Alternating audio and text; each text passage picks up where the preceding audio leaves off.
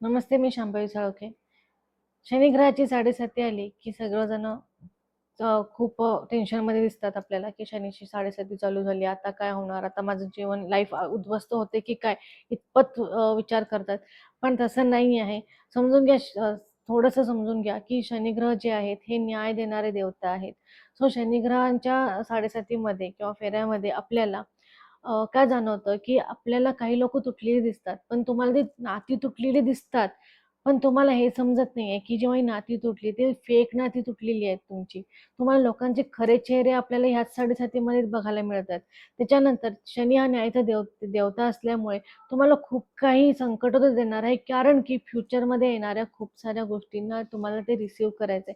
जोपर्यंत तुम्ही त्या संकटांना फेस करत नाही, ते रिसीव्ह करायला तुम्ही रेडी नसता.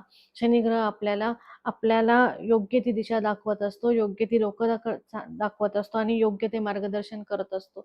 आत्तापर्यंत आपण ज्या गोष्टी चुकीच्या करत आलो आहोत, त्या चुकीच्या गोष्टी न होता ते सुधारण्यासाठी ते आपल्याला तो मदत करत असतो. सो 7:30ला निगेटिव्ह न घेता तुम्ही पॉझिटिव्हली जर घेतलात, तर नक्की 7:30 तुम्हाला चांगली जाईल. Thank so much.